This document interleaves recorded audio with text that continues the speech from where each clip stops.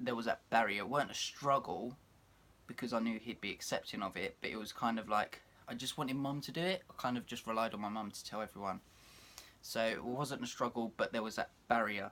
Like I could only tell my mum, and then she'd have to tell everyone else. I guess I don't know if you'd class that as a struggle, but yeah, I didn't find it struggling as such. Right, what's it like being openly gay in this day and age, and can it be a struggle?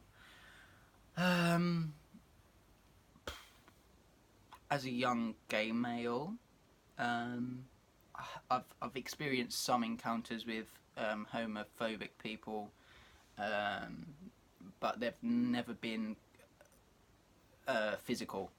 It's hard, but I couldn't imagine what it would have been like 20 years ago when I wasn't even born. Um, so for me, what's frustrating is if me and Aidan were in a restaurant, we may get looked upon for holding hands or making certain eye contact as such, or even walking down the street holding hands, you'll get looked at. Whereas if you're a heterosexual couple, that doesn't happen. So it's frustrating that you because you're a homosexual couple, you get judged or you may get looked at. And it's not always negative. People just look, say, in shock or they'd smile, but to me, they shouldn't have to look at us because we are gay. Like, it doesn't make sense to me why me and him are different to used to the heterosexual couple as such. So that kind of puts, I'd say, a barrier on not our relationship, but I am more conscious of walking around holding hands because I don't know what's going to happen next. I don't know whether someone will give me a dirty look or look in disgrace or swear, give us abuse. So, for example, a quick story: when me and him were on the bus, me and Aidan were on the bus. These three people came on the bus and started. The lady said they were drunk, they were alcoholics, and she went, "Oh, do you want to stroke my leg or something?" And I was like, "No, I'm fine." And she was like, "Oh, what, are you gay?" And I was like, "Yeah, actually, this is my partner." And then turned their nose up. So, you're never ever gonna stop homophobia, but it's getting better. A lot of countries now have marriage rights, which is great. So yeah, it's a struggle. It's a struggle, sorry, but again, it's better than what it was, and there's still a lot of progression that needs to be done. For example, like giving blood. I'd love to give blood, but as a gay male, I can't.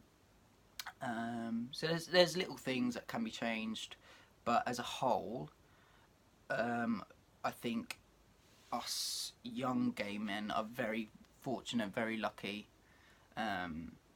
because we didn't have to go through what a lot of the older generation had to go through to fight for their rights as such. But yeah, and last of all, what advice would I give my younger self before I came out?